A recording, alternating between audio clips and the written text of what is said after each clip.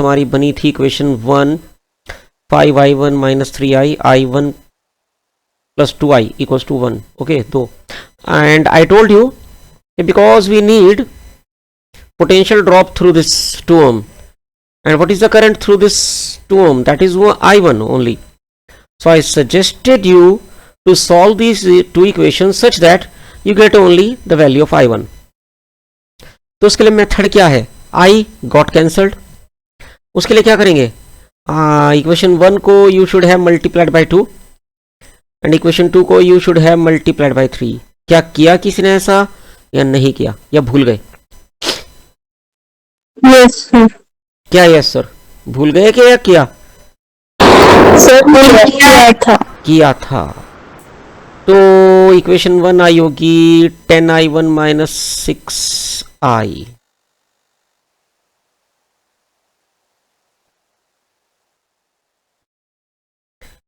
And is equal to 2.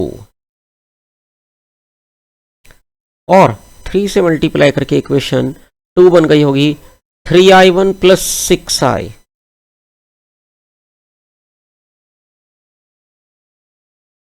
Is equal to, ये भी 3. अब किया होगा इन दोनों इक्वेशंस को ऐड के सब्ट्रैक्ट? ऐड किया. गुड. तो 13i1 is equal to 5, hence I1 is equal to. So what do we need in the first part of the problem? The potential drop across this diagonal, which is of 2 ohm. So what will be the potential drop? क्या formula होता है? I into R means I1 into R. I1 I have obtained it to be equal to 5 by 13, R to 10 by 13 volt, but I think this is not the answer. Is it correct?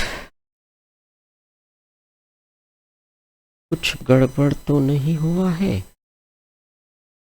हम हैं page number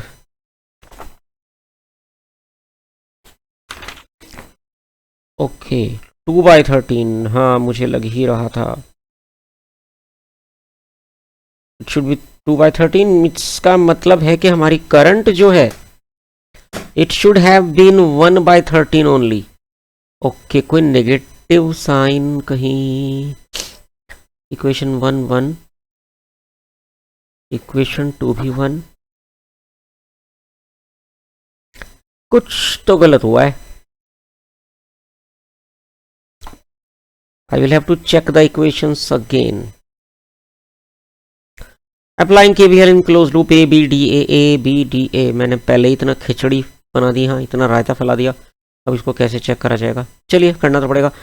2i1 मैंने 2i1 इसके लिए लिया था ना, ऊपर वाले के लिए. कलर चेंज कर लेते हैं. सर एक बार वापस से शेयर कर लो, वो एक्चुअली शीट दिख रही है, मतलब नीचे का दिख नहीं रहा. अच्छा, now I got it. Okay, ये जो विंडो है ना ये आ जाती है, ये गड़बड़ करती है, ये विलेन की तरह रहती है.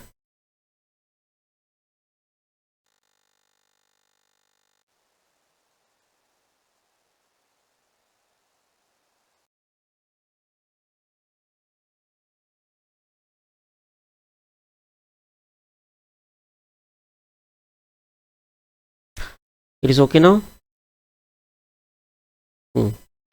तो हम बात कर रहे थे, अच्छा मैं इसको चेक कर रहा था बेटा. 2i1 मैंने पॉजिटिव लिया है तो क्योंकि I started with current I here. Current was going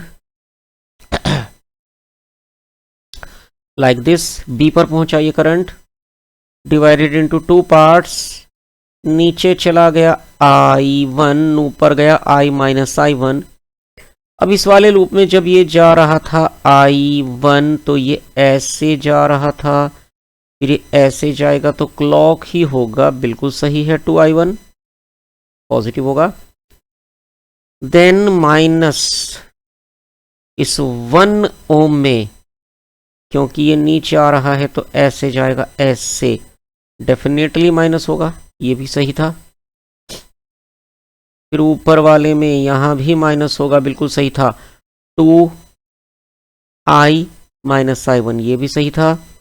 फिर ईएमएफ्स, दो ईएमएफ्स हैं, 2 वोल्ट वाला भेज रहा है अपनी करंट एंटी क्लॉकवाइज, तो ओ ये हुआ है गड़बड़, ये मिस्टेक हुई है बच्चे।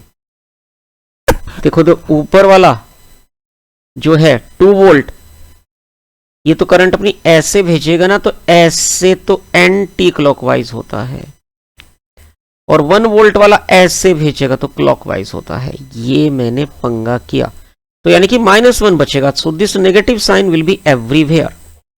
देखा सारी मेहनत पर कैसे पानी फिर जाता है अगर हम हल्का सा भी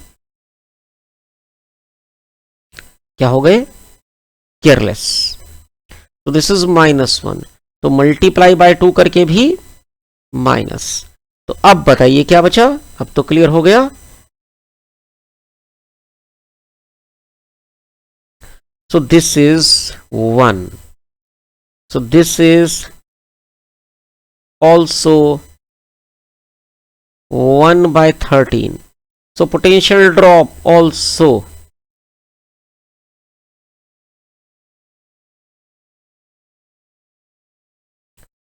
1/13 means finally how much is the answer,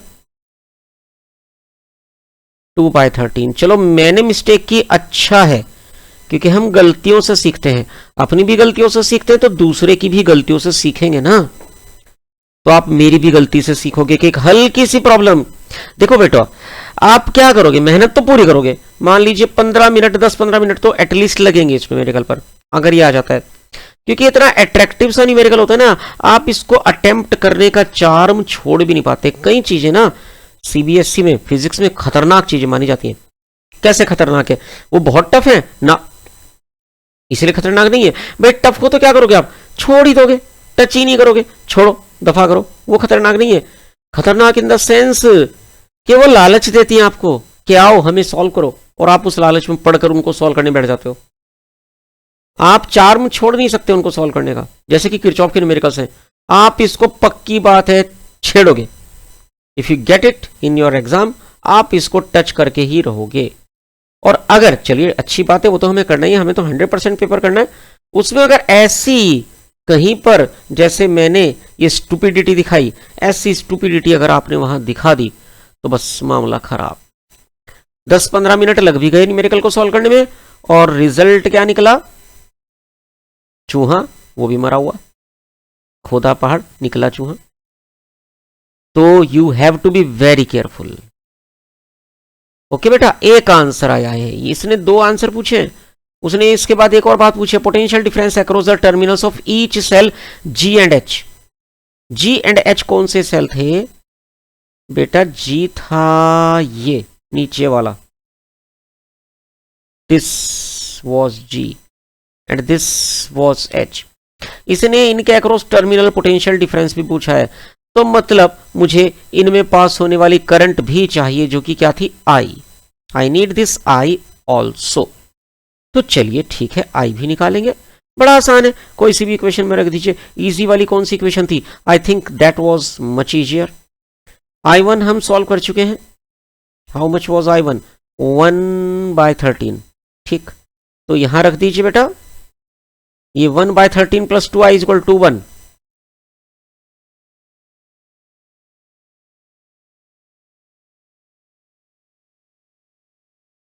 Using equation to 1/13 for I1 plus I need equals to 1.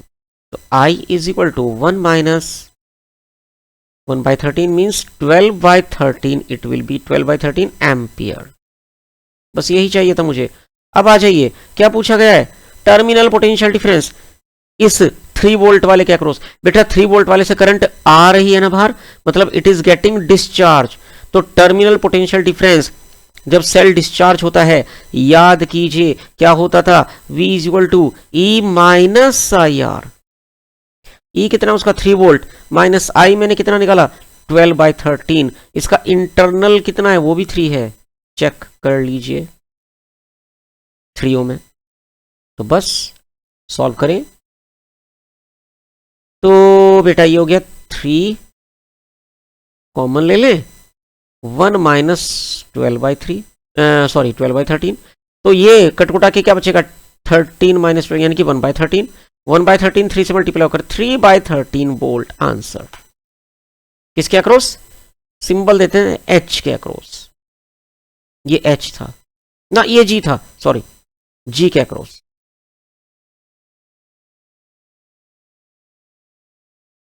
This answer is for G. Now for H, we H जरा देखेंगे ध्यान से उसको भी, एच को भी। बेटा देखो एच में करंट एंटर हो रही है, एंटर अंदर जा रही है, यानी कि एच जो है वो चार्ज हो रहा है, और चार्ज होने वाले सेल के लिए टर्मिनल पोटेंशियल डिफरेंस होता है ई प्लस आई आर। ई इसका 1 वोल्ट प्लस आई तो सेम रहेगा ना, कितना आई आई आई 12/13 इंटू आर, वो भी इसका 1, तो 1 प्लस 12/13 ये आ जाएगा एलसीएम लेकर 13 प्लस और 25/13, that will be V H. NCERT का एक बड़ा ही जबरदस्त धमाकेदार न्यूमेरिकल, जो कि पूरा तो आने के चांसेस नहीं, लेकिन हाँ इसके पार्ट्स पूछे जा सकते हैं। तो एक एक न्यूमेरिकल को एक एक चैप्टर की तरह ट्रीट कीजिए। कोई पिछला पेज दिखाना है? हाँ सर। हो गया सारा सर एक बार लास्ट पेज पे, मतलब दिस वन। हाँ यस सर।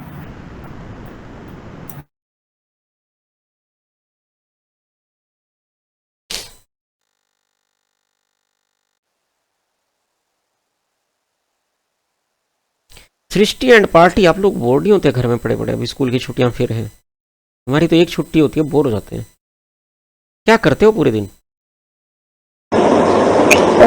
ऐसा तो कुछ भी नहीं, मतलब आजकल तो दिवाली के चक्कर में काम बहुत चल रहा है। अच्छा, मम्मी ने सफाइयां दे रखी होंगी आजकल तो। नहीं, मम्मी के साथ मार्केट वगैरह जाना पड़ता है ना। अच्छा, मम्मी सफाइयां नहीं कराती? चलो जाले झाड़ो। ना good, your mom is very good. Sir हाँ जी एक मिनट, एक डाउट आया। बोलो। यहाँ पे VH की वैल्यू हमारी निकली 25/13, राइट? ओके, ये बुकलेट में देख रही होगी। हाँ तो ये कैसे? ये बड़ी चालाक लड़की है, इससे बचना मुश्किल ही नहीं नामुमकिन है। बुकलेट में आंसर रॉन्ग है। वही तो मेरे को वही चीज कंफर्म करना था कि बुक एक्चुअली पता है क्या है, और ये मैंने नहीं रॉन्ग सॉल्व किया है, ये मैंने एनसीईआरटी का आंसर छाप दिया। एनसीईआरटी देखो, एनसीईआरटी है ना, सरकारी बुक है, उसमें ये गलत है। उन्होंने पता है क्या मानकर सॉल्व किया इसको? उन्होंने इसको माइनस मान के सॉल्व किया है, नेगेटिव। ओके। अगर आप नेगेटिव करोगे ना तो ये बनेगा 13 1/13 यही आएगा, but that is wrong. Okay sir ठीक है, तो मैं इसको राउंड करके ठीक कर लेती हूँ फिर। हाँ जी बिल्कुल। ठीक है। तो चलिए बेटा जी आगे चलेंगे हम अगले पेज पर, उस पर के भी न्यूमेरिकल सारे फिनिश करने हैं हमको आज। मैंने हाँ सेकंड तो कटवा दिया था, फर्स्ट हमको देखना है। मैंने आपको इसके किरचॉफ के 3 कैटेगरीज बताए थे बेटा न्यूमेरिकल्स की। Very easy, intermediate and very difficult.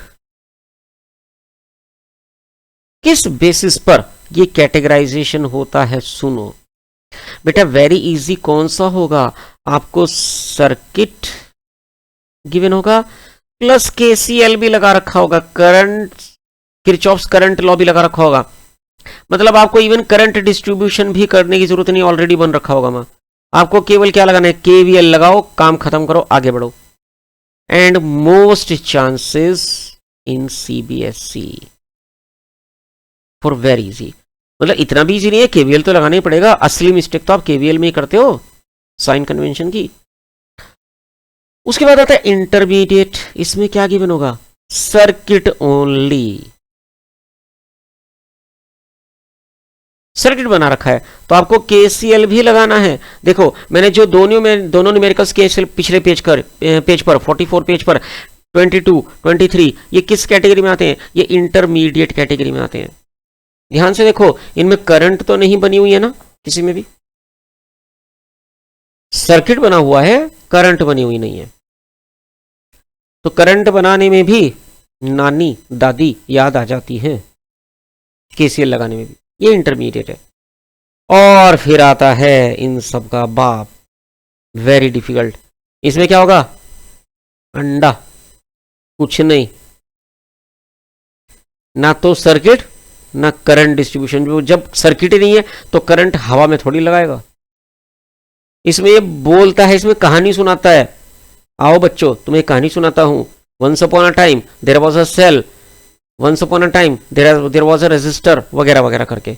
उस कहानी को पढ़कर समझकर आपको क्या करना होता है, सर्किट भी बनाओ। पहले सर्किट बनाओ, फिर केसीएल लगाओ, फिर केवीएल लगाओ। और ये जो आपको पहला न्यूमेरिकल दिख रहा है ना पेज 45 पर, ये वही कहानी टाइप का न्यूमेरिकल है। तो चांसेस नहीं होते सीबीएसई के, लेकिन हम सीबीएसई को चैलेंज भी नहीं कर सकते, है ना। सीबीएसई है भाई, बोर्ड है, वो कुछ भी पूछ सकता है। तो इसमें बेटा एक कहानी है, उस कहानी को पढ़ना है, उस कहानी को पढ़कर समझना है, उसको समझने के बाद एक सर्किट बनाना है। जरा पढ़ो और समझो और मुझे ब्रीफ करो, क्या कुछ मुझे ड्रॉ करना चाहिए।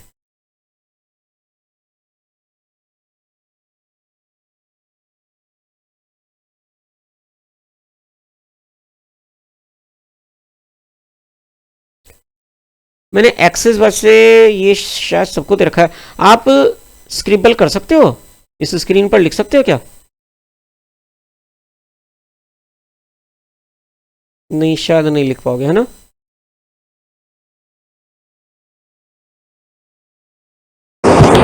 No sir. आप तब लिख पाएंगे अगर मैं इसका मीट का व्हाइट बोर्ड खोलूंगा, है ना। तो पता नहीं, फर्स्ट टाइम ही आप पे थ्रू यूज हुआ है मीट। अच्छा अच्छा, जो ये आप एक बार मुझे म्यूट करके दिखाओ, मेरा माइक म्यूट करो। सर हम नहीं कर सकते आपको, इसमें सारी एक्सेस सिर्फ होस्ट के पास होती है। अच्छा मैं कर भी नहीं सकता आपको अलाउ। नहीं, आप अलाउ कर सकते हो, आप तो होस्ट हो ना। अच्छा तो मैं अलाउ कर दूंगा तो देन नहीं, राइटिंग के लिए वो आपको अलाउ नहीं करेगा, पर आप हमें म्यूट कर सकते हो बस। अच्छा राइटिंग का नहीं हो सकता, वो बढ़िया हो जाता काम। फिर तो ये कि मैं आपसे कुछ लिखवा के देख लिया करता हूँ यहीं कहीं। सो वो जूम में होता है, इसमें नहीं होगा। अच्छा हाँ जूम में तो होता है, पहले मैं जूम पर क्लास लेता था।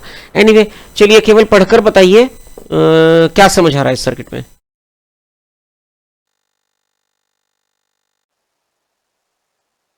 दो सेल है बेटा, एक का ईएमएफ। एक काम करो, मुझे मत शो करना, आप पहले रफली इसको ड्रॉ करो अपनी कॉपी में, उसके बाद मैं बनाऊंगा। तो अपने आप ही आपको एक खुशी सी मिलेगी अगर आपका ठीक होगा तो। और ऑनेस्टली मुझे बता दोगे कि यस आई वॉज करेक्ट। बनाओ, 1 मिनट दे रहा हूं आपको।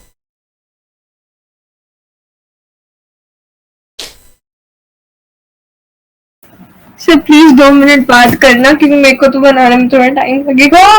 No problem.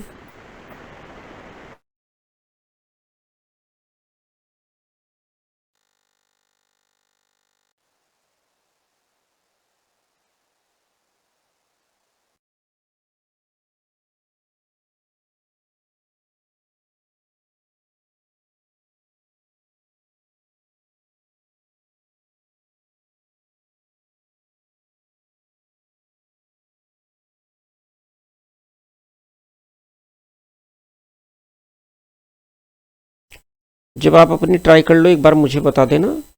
फिर मैं आपको करेक्ट वाला दिखाऊंगा।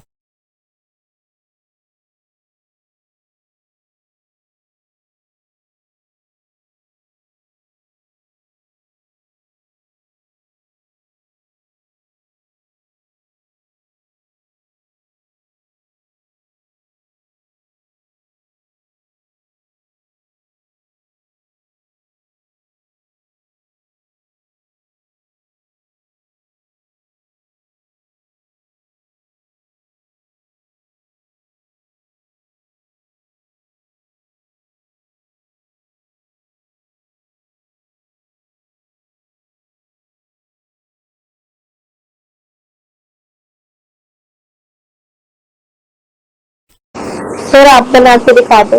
ओके, कुछ थोड़ा बहुत अभी कोशिश की है या नहीं सृष्टि? यस सर, की है थोड़ी सी, फर्स्ट सेकंड लाइन थोड़ा। अच्छा चलिए मैं बनाता हूँ।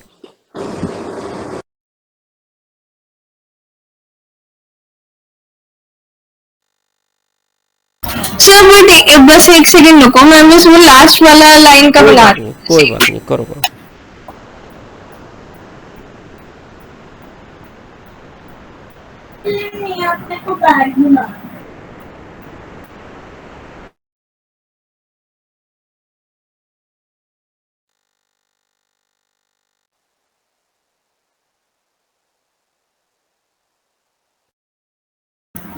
हाँ यस सर, हो गया, आप कर सकते हो। ओके चलिए, तो देखो क्या क्या बोल रहा है ये पहले पहले बोल रहा है 2 cells of EMF 2 volt and 1 volt and of internal resistance 1 and 2 internal resistance reverse have their positive terminals connected by a wire of 10 ohm। मतलब पहले तो दो सेल्स रख लीजिए।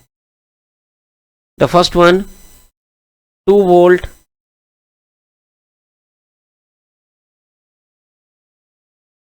and 1 ohm, the second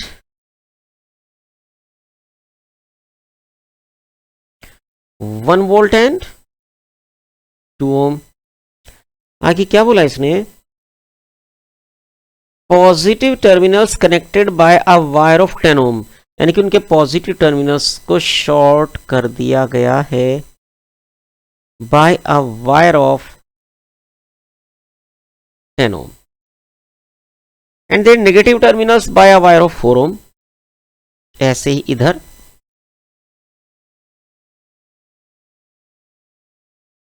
इतना किसी ने किया था?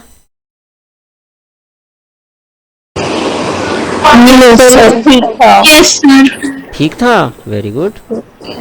आगे देखो, वो आगे बोल रहा है अनदर कॉइल ऑफ 10 ओम, एक और रेजिस्टेंस लेना है 10 ओम का, connected between the middle points of these wires. Middle point of these wire, ये शायद समझ नहीं पाएंगे, यानी कि यहां मिड पॉइंट, यानी कि यहां मिड पॉइंट, इनके बीच में ये 10 ओम कनेक्ट करना था। ये था किसी का सही? सर सही था। तो नहीं बनाया था मैंने। ये नहीं बनाया था? ओके, इससे पहला सही बन गया था, ठीक। तो बस ये है। अब देखो बेटा, जहां पर किसी रेजिस्टेंस को एक दूसरी वायर टच करती है, उस पॉइंट पर वो रेजिस्टेंस दो पार्ट्स में बंट जाता है। तो यानी कि अच्छा, उसने मिड पॉइंट बोला ना, तो मिड पॉइंट पर टच कर रहा है, मतलब रेजिस्टेंस कितने पार्ट्स में? तो दो में बटेगा। कितना कितना होगा? Half each.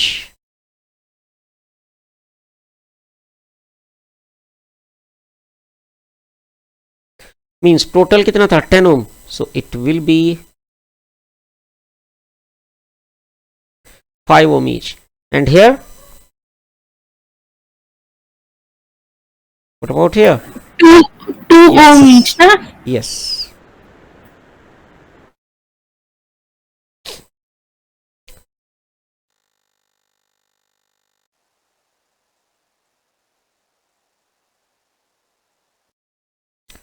And this finishes our circuit diagram.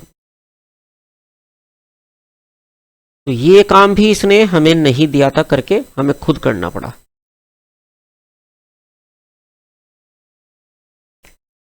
तो ऐसे ही हो गया कि अगर हमको कहा जाए कि खाना बनाओ, तो मतलब सब्जी भी बाजार से खुद लानी है, खुद लानी ही नहीं है, पहले उसको उगानी भी है, फिर उसको काटनी है।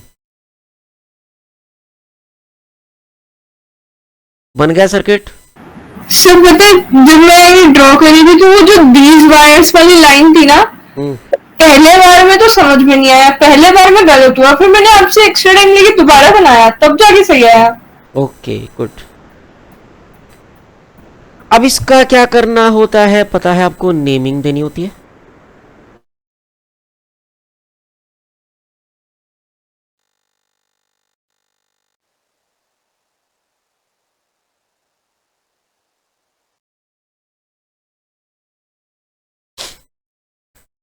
अब क्या करना होता है, केसीएल मतलब current distribution.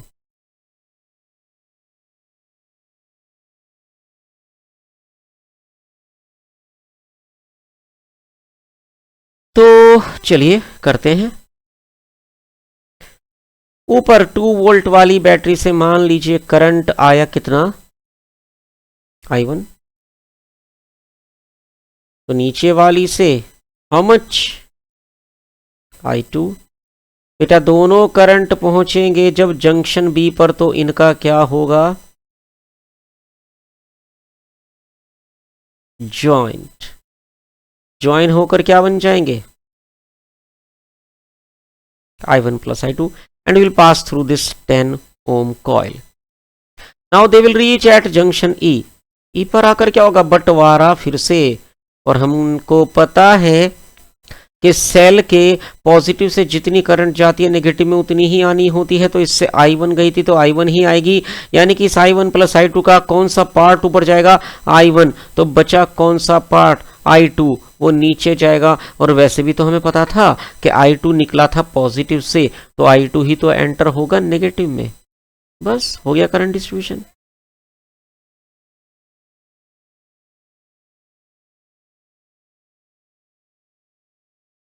Do it fast.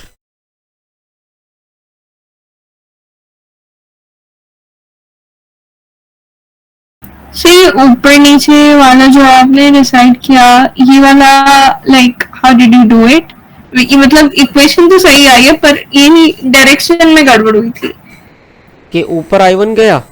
Yes बेटा हमने पहले ही दिन जब किरचॉफ के रूल्स हम नोट कर रहे थे, I made you note this rule, the same current enters into the negative terminal of the cell which comes out of its positive terminal. Yes I remember. हाँ तो बेटा ये जो मिडिल आर्म है 10 ओम वाली, इसमें कितनी करंट चल रही है, I1 plus I2। Yes sir. Now it will reach at E. What will happen to it? Right, it will be now start getting distributed। Divide हो गई ना, डिस्ट्रीब्यूट हो गई। तो कैसे जाएगी, ऊपर कितना पार्ट जाएगा, नीचे कितना पार्ट जाएगा, टोटल I1 प्लस I2 है ना, तो ऊपर I1 जाएगा, तभी तो ये I1 ही तो देखो बेटा आगे चला गया। Okay sir, get it. हाँ समझ गई। सिमिलरली ऑब्वियसली बात है, जब I1 प्लस I2 था उसमें से I1 ऊपर चला गया तो बचा क्या, I2 नीचे गया। क्लियर? Yes sir. इधर वानी, सृष्टि, मुस्कान, तीनों को क्लियर है? मुस्कान आपको क्लियर है? आज बोल नहीं रही मुस्कान, आज है भी कि नहीं? कौन नहीं है? एक नहीं है, साशा, वानी, मुस्कान, सृष्टि। वेरी सृष्टि अभी तो बोल रही थी जो कह रही थी। हाँ क्लियर हो गया। क्लियर तो है, लेकिन मुझे क्लियर नहीं है कि वेयर इज सृष्टि। पता नहीं। चलिए तो अब लगाना है KVL। तो बेटा जी देखो पूछा क्या उसने न्यूमेरिकल में, जरा पढ़ो तो पूरा उसको। Find the potential difference across the coil. Coil मतलब इसने कॉइल किसको बोला है, ये जो मिडिल आर्म है 10 ओम वाली। और पूछा है पोटेंशियल डिफरेंस निकालो उसके अक्रॉस, जैसे अभी एक NCERT वाला भी पिछले पेज पर कर रहे थे, जो डायगोनल था B और D के बीच में, पेज नंबर 44 पर देखो, 2 ओम में पोटेंशियल ड्रॉप पूछा था ना। तो हमने क्या फाइंड आउट कर लिया था, the current which was passing through this 2 ohm which was I1, answer आ गया था। लेकिन यहां पर कितनी करंट 10 ओम से पास हो रही है, I1 plus I2, so I need I1, I need I2 also. मुझे दोनों चाहिए इस बार। तो पहला हम लूप लेते हैं ऊपर वाला, A B E F A.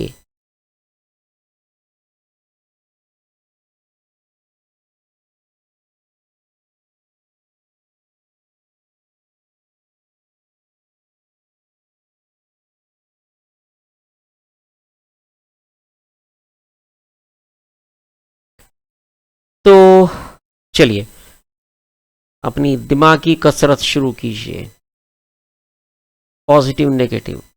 तो पहला नहीं, उससे पहले तो मैं पूछता हूं, at how many places potential drop is taking place. कितनी जगहों पर पोटेंशियल ड्रॉप हो रहा है यहां, जितने रेसिस्टर्स हो।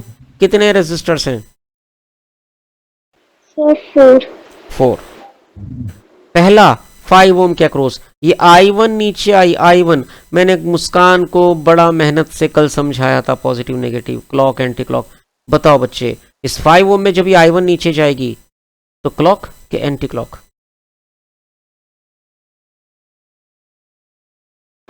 Anti clock. Very good, anti clock तो minus. Similarly I1 plus I2 when will be passing through this 10 Om,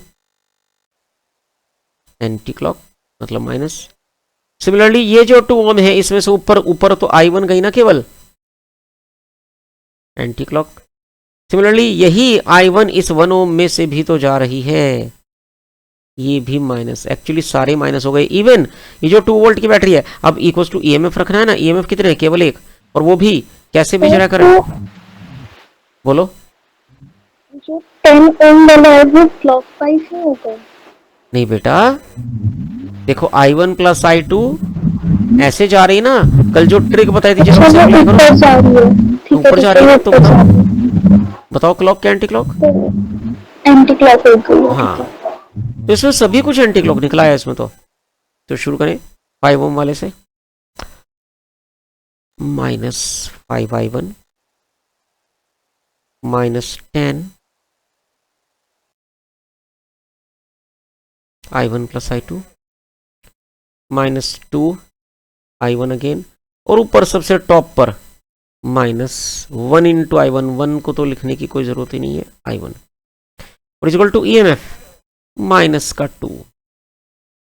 bracket खोल दो,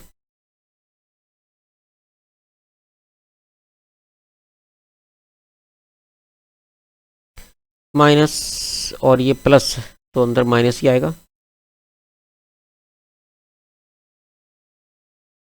इसको पहले ही जोड़ देता हूँ, माइनस का 2I1 माइनस का I1, बल्कि सभी को जोड़ दो ना, इसको भी, माइनस के 5 और 2 7 और 1 8। ओके, इसको 8 बना दो ना, हटाओ इसे,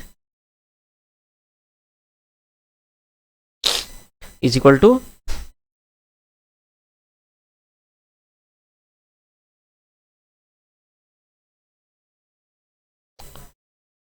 हाँ जी -2। अब ब्रैकेट खोलकर I1 और आ गए थे, 10 और आ गए थे, ये भी माइनस के थे, तो 8 और 10 माइनस का 18 I1 और माइनस का ही, माइनस का 10 I2 माइनस का 2। अब इसको सिंप्लीफाई कर दीजिए -2 से, पूरी इक्वेशन को -2 से यदि मैं काट दूं तो सब प्लस हो जाएगा, और 2 से डिवाइड होकर 18 बन जाएगा 9 I1 5I2 प्लस का, और प्लस का 2/2 means 1। Finally this is equation number 1। बताइए क्लियर हुआ कि नहीं? यस सर, हो गया। दृष्टि कहाँ चली गई थी? सर मेरा फोन स्विच ऑफ हो गया था। डिस्चार्ज? Yes sir. हाँ, गप्पे मार मार के डिस्चार्ज करके रखा करो फोन को।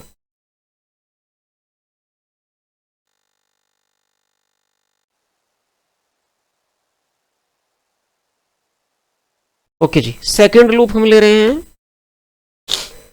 नीचे वाला, B C D E B।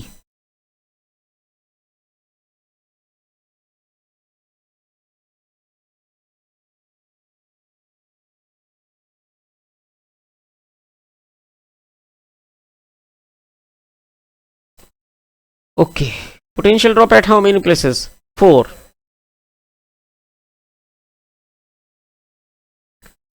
तो I2 इस 5 ओम से जा रही है, S से ऊपर को जाएगी तो पॉजिटिव,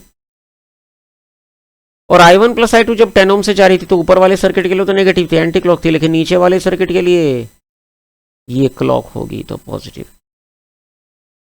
और ये I2 जब इधर 2 ओम में नीचे उतर रही है पॉजिटिव क्लॉक है, और जब इस 2 ओम में जा रही है तो देखो सारे ऊपर नेगेटिव थे, यहां नीचे सारे पॉजिटिव है। ऐसे जब 1 वोल्ट वाला सेल करंट भेजेगा अपनी क्लॉकवाइज पॉजिटिव अगेन। तो 5 से शुरू कर देते हैं, 5 इंटू I2,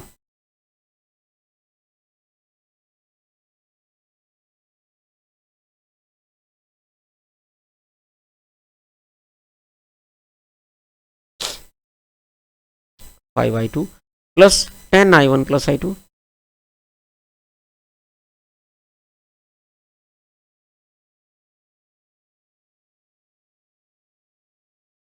2I2 और ये भी 2I2, तो उनको एक काम करें जोड़ ही देना डायरेक्ट ही, ये भी 2I2 आएगा, ये भी करंट तो सेम जा रहे हैं ना इसमें भी 2I2, मतलब 4I2 लिख सकता हूं क्या मैं इसको? बिल्कुल लिख सकता हूं। और इज इक्वल टू 1 वोल्ट,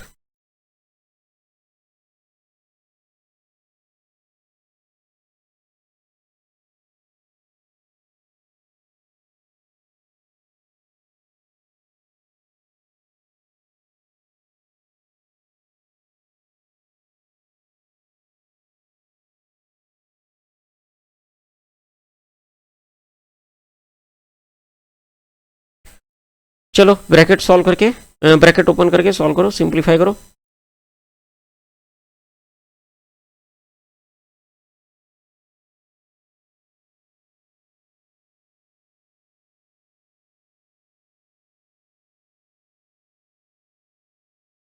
ये बन गया I1 तो बस एक है तो 10 ही रहेगा,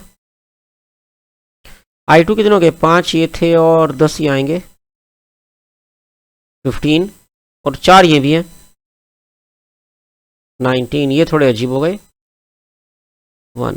that is equation number 2 and this was equation number 1। एक बार आगे लिख लेते हैं, 9I1 plus 5I2।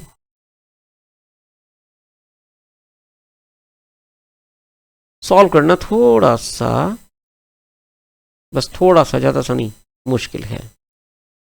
That was equation number 1। तो क्या करें, आसान क्या लग रहा है? 10 और 9 को सिंप्लीफाई करना, मल्टीप्लाई करना आसान लग रहा है, मतलब ऊपर वाली इक्वेशन को मल्टीप्लाई कर देता हूँ 9 से, नीचे वाली को 10 से। ओ इतना आसान नहीं है, 19 का टेबल देखना पड़ेगा।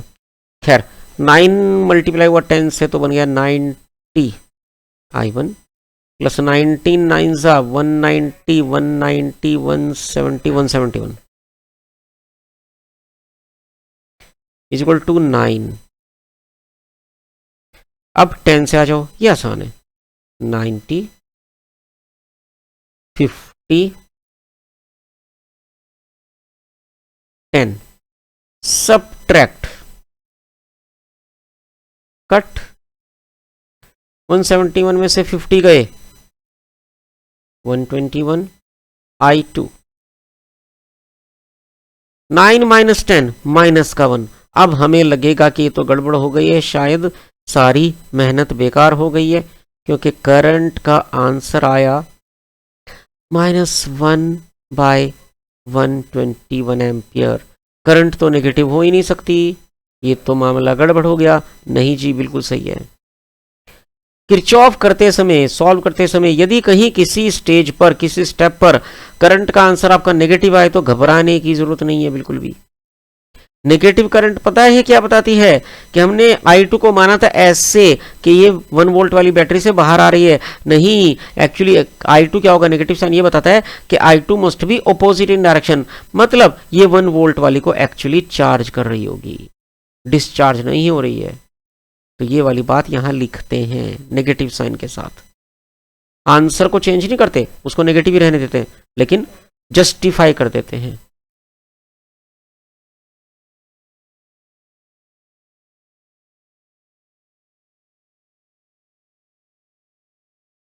a negative sign associated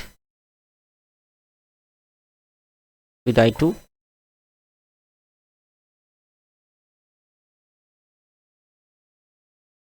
shows that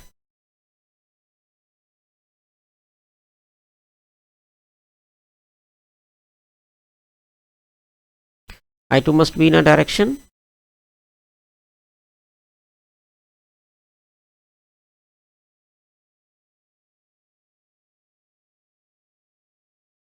opposite to that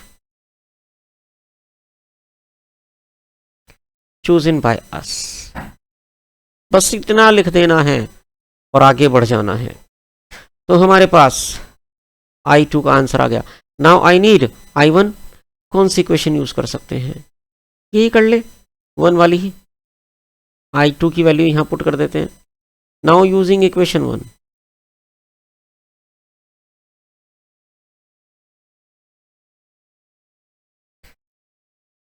बेटा क्या थी equation 1? 9I1 plus 5I2. 9I1 plus 5I2 और I2 मैंने क्या निकाला है? -1/. तो माइनस यहां भी यूज होगा बेटा. इसका जो साइन आ गया हर जगह यूज होगा वो. और इक्वल टू क्या था? 1. मतलब 9I1 -5. ये -5/121 को शिफ्ट कर दो राइट हैंड साइड. तो 9I1 कितना आ गया बेटा? उधर जाकर 5/121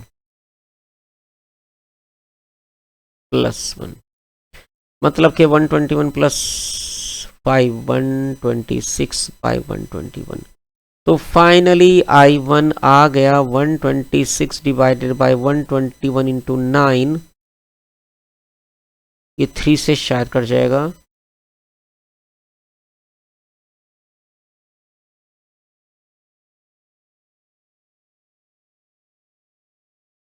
फिर से कट जाएगा. पूरा ही साफ हो गया. बचा 14/121. 14/121 कटता है किसी से? नहीं कटता है. तो I1 का आंसर आया बेटा जी 14/121 ampere. Therefore potential drop across that coil of 10 ohm, V10 लिख देते हैं उसको, होगा I इंटू आर. I क्या होगा बेटा? I1 plus I2 into are. I1 plus I2. I1 मैंने निकाला है, अभी देखो ऊपर निकला रखा है 14/121. I2 मैंने निकाला था माइनस में, साइन यूज होगा बेटा. R कितना था? 10. तो एलसीएम यदि मैं इसका ले लूं 121 ही आएगा. ऊपर क्या बचेगा? 14 - 1 इंटू 10. 14 - 1 क्या होता है? वो 13. 13 into 10 130. 130 divided by 121 volt will be the terminal potential difference across the coil. मैंने बोला था ना बहुत टिपिकल होना है न्यूमेरिकल, लेकिन हमें करने हैं, हम छोड़ कर नहीं जा सकते.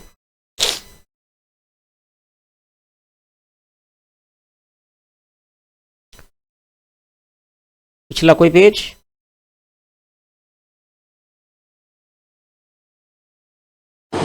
नहीं सर एक बार रिकॉर्डिंग भेज देना आज की. क्या हो रहा है आपका? नहीं चल रहा है नेट? ये सर आज थोड़ा इशू हो रहा है.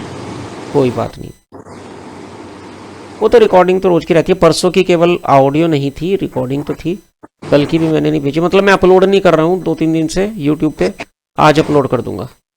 Yes sir. हो गया बेटा ये?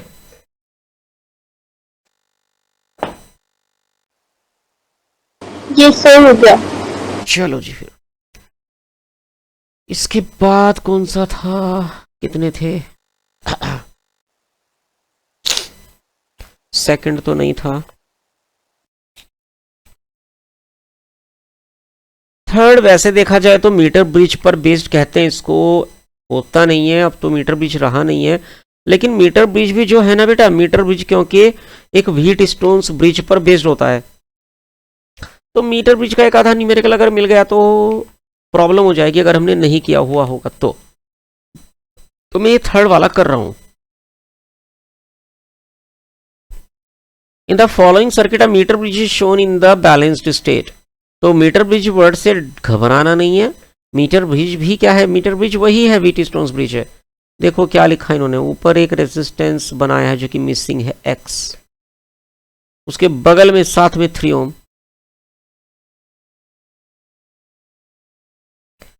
उसके नीचे एक पूरी वायर है, मतलब वायर को बस टैप कर दिया है टोटल वायर को एक गैल्वेनोमीटर की वायर से।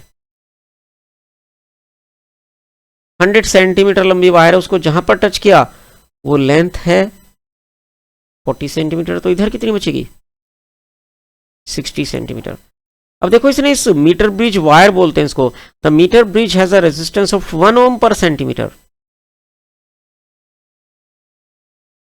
इसका मतलब होता है ये जो वायर है इसका रेजिस्टेंस पर सेंटीमीटर 1 ओम है, और एक बैटरी भी लगा दी गई है। तो बेटा ये एग्जैक्टली व्हीट स्टोन्स ब्रिज है। ध्यान से अगर देखें, देखो हर 1 सेंटीमीटर का 1 ओम है, तो अगर मैं इसको, ये तो X हो गया, ये 3 ओम हो गया, अगर मैं इसको R1 नाम दूं तो कितना हो जाएगा, 1 सेंटीमीटर का 1 ओम तो 40 सेंटीमीटर का, क्या ये 40 ओम नहीं हो जाएगा, बिल्कुल हो जाएगा। इसी तरह से ये इधर वाला R2 ये 60 ओम हो जाएगा।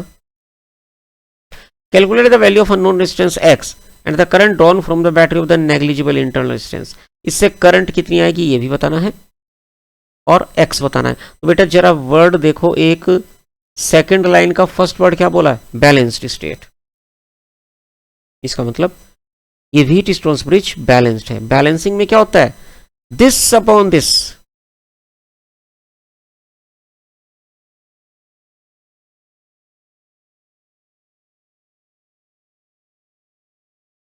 ऊपर का this upon this equals to नीचे का R1 बाय, मतलब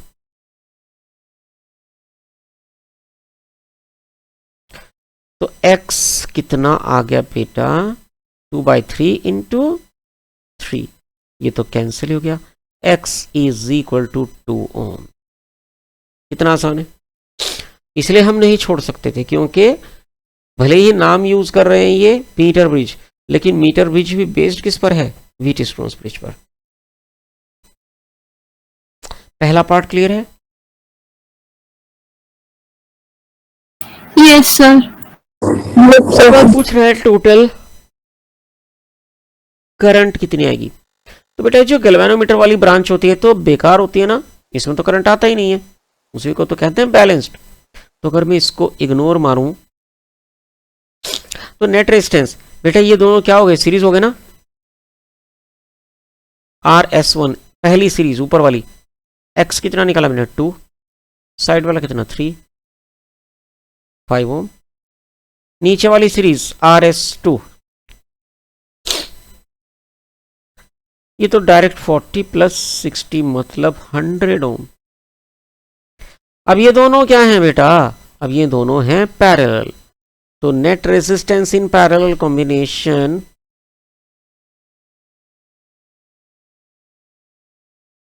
आपको बता रखा है बेटा, जब केवल 2 रेजिस्टेंसेस पैरेलल में हो तो ऊपर उनका प्रोडक्ट, तो 100 इंटू 5, नीचे उनका सम,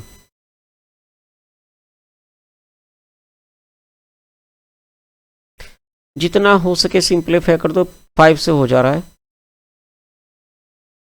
बस इससे आगे तो नहीं होता बेटा। ये है net resistance, therefore current coming out of the battery simply use Ohm's law, I equals to V by R।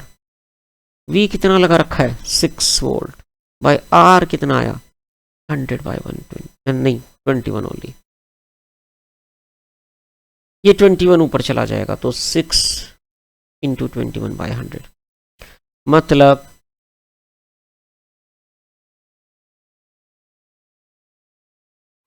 तो करंट कितना आएगा बेटा उससे 1.26 ampere. Answer of the problem.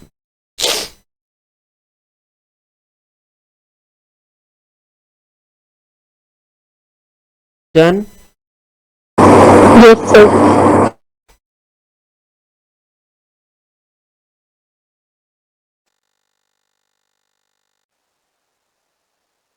Fourth वाला काट दीजिए, बकवास सा क्वेश्चन है। और फिफ्थ वाला तो पहले ही से कट गया था।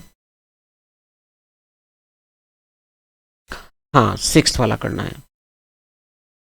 और बस सिक्स्थ ही करना है, उसके बाद कोई नहीं करना है।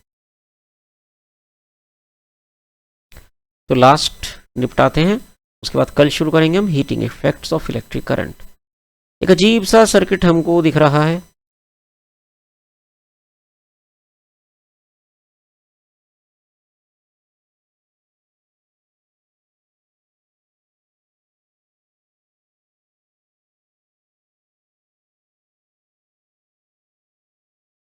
स्टार टाइप का सा कुछ बन गया।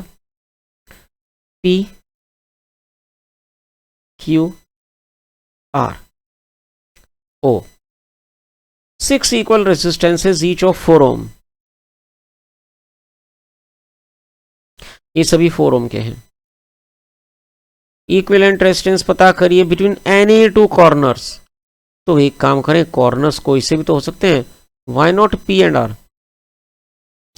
बताओ जी क्या कॉम्बिनेशन नजर आ रहा है।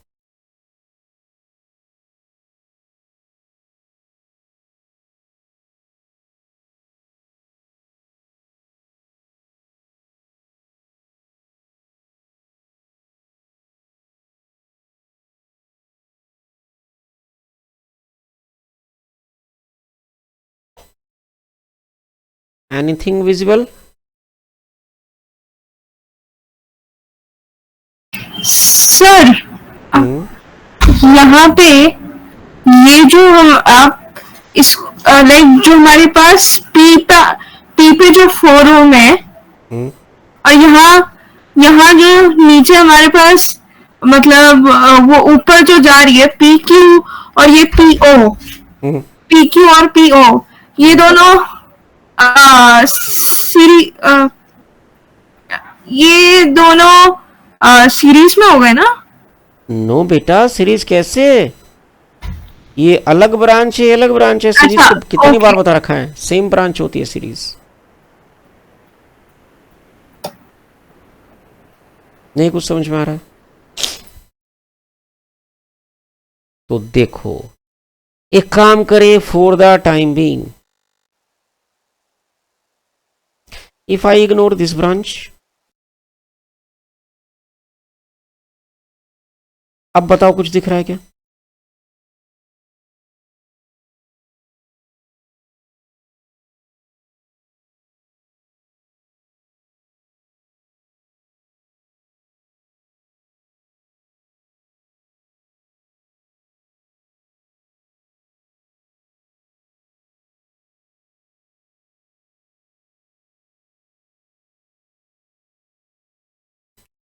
क्या ये व्हीट स्टोन्स ब्रिज नहीं दिख रहा है?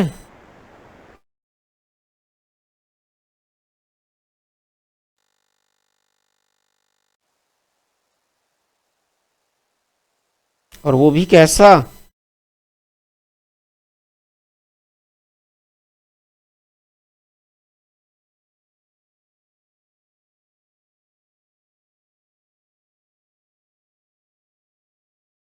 तो कोई करंट नहीं आएगी डायगोनल में, मतलब हम इसको इग्नोर मार सकते हैं।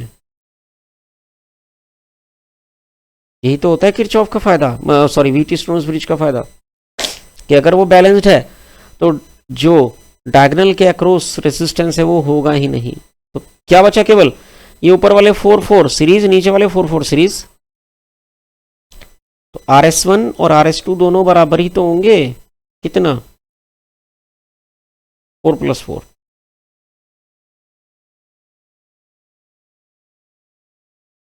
तो ये भी 4, मतलब सॉरी 8, ये भी 8।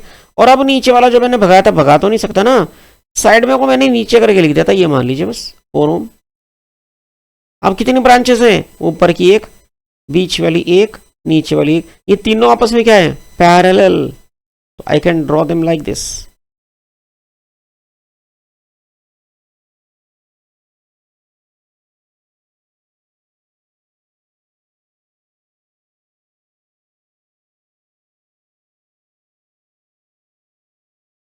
जरा अब बताइए तो नेट रेजिस्टेंस कितना आएगा?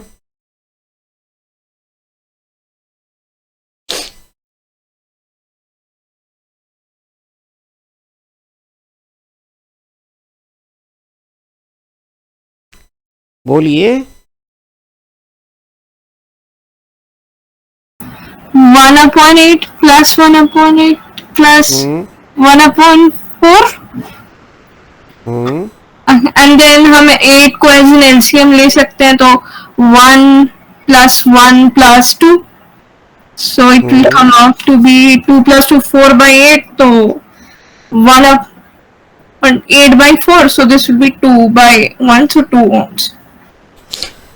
सिंपल।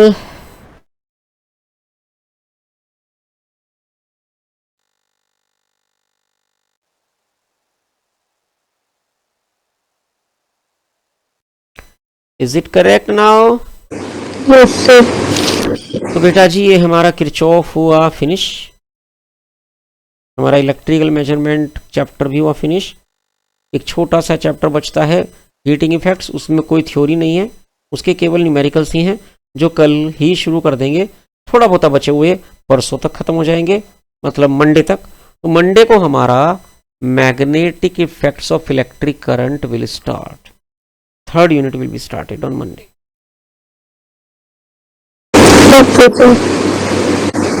तो चलिए आज का काम करेंगे यहीं बंद।